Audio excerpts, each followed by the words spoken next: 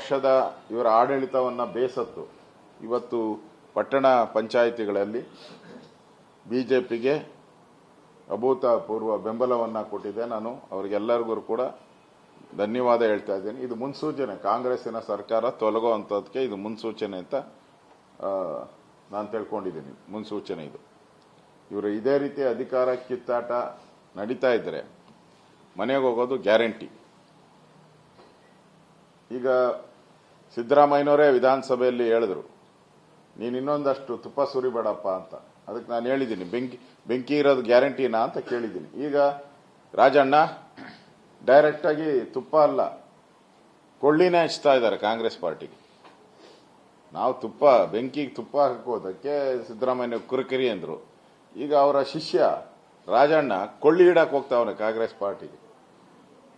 ಅಂದ್ರೆ DK. Shivakumar failure, election ನಡೆಸೋದ್ರಲ್ಲಿ failure, Lok Sabha ಚುನಾವಣೆಯಲ್ಲಿ ಫೇಲ್ ಡಿ.ಕೆ. ಶಿವಕುಮಾರ್ ಅಂತ ಪತ್ರವನ್ನೇ ಬರೆದಿದ್ದಾರೆ ಡೈರೆಕ್ಟ್ ಆಗಿ. ಮತ್ತೆ ಖರ್ಗೆ ಅವರು ಕೂಡ ಹೇಳಿದ್ದಾರೆ, ನಿಮ್ಮ ಸಮಸ್ಯೆನ ನೀವೇ ಇಲ್ಲಿ ಬಗೆಹರಿಸ್ಕೊಳ್ಳಿ ಅಂತ.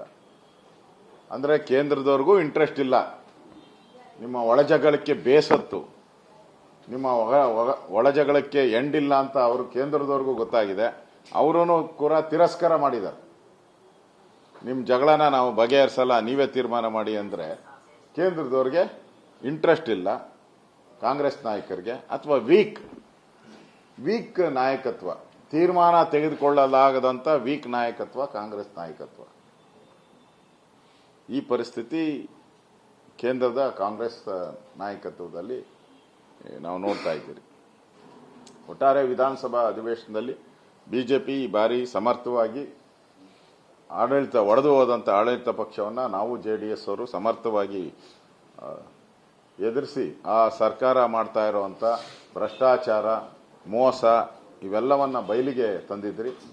ಸಮಯ ಕಡಿಮೆ ಇತ್ತು, ಇನ್ನೂ ಒಂದು 3-4 ದಿನ ಇದ್ದಿದ್ರೆ ನಮ್ದು ಇನ್ನೂ ರಿಸರ್ವೇಷನ್ ಬಗ್ಗೆ ಮತ್ತೆ ದಲಿತರ ಹಣವನ್ನ ಸುಮಾರು 43,000 ಕೋಟಿ ಹಣ ಏನು ದಲಿತರನ್ನ ಫೈನಾನ್ಸ್ ಬಳಸ್ಕೊಂಡಿದೆ ಫ್ರೀಗಳಿಗೋಸ್ಕರ, ಅದ್ರ ಬಗ್ಗೆನೂ ನಾವು ಚರ್ಚೆ ಮಾಡಕ್ಕೆ ಇದ್ರಿ. ಮತ್ತೆ ಅದೇ ರೀತಿ ರೇಷನ್ ಕಾರ್ಡ್ ಬಗ್ಗೆ ನಾವು ಚರ್ಚೆ ಮಾಡಬೇಕು ಅಂತ 69 ನಾವು ಕೊಟ್ಟಿದ್ರಿ. ಅನುದಾನ ಕಡಿತ ಅದ್ರ ಬಗ್ಗೆನೂ ನಾವು ಕೊಟ್ಟಿದ್ರಿ. ಇನ್ನು ಫಾರೆಸ್ಟ್ ಡಿಪಾರ್ಟ್ಮೆಂಟ್ ಬಗ್ಗೆ ಪ್ರಾಣಿ ಮತ್ತು ಮನುಷ್ಯನ ಸಂಘರ್ಷ ಅದ್ರ ಬಗ್ಗೆನೂ ಕೂಡ ನಾವು ಚರ್ಚೆ ಮಾಡಬೇಕು ಅಂತ ಇದ್ರೆ. ಆದರೆ ನಮ್ಮ ಗೌರವಾನ್ವಿತ ಇಬ್ಬರು ಸಿಟ್ಟಿಂಗ್ ಸದಸ್ಯರು ತೀರೋದ್ರಿಂದ ನಮಗೆ 2-3 ದಿನ ಅದೇ ಕಳೆದೋಯ್ತು, ಅದರಿಂದ ಆಗಲಿಲ್ಲ. ಆದರೆ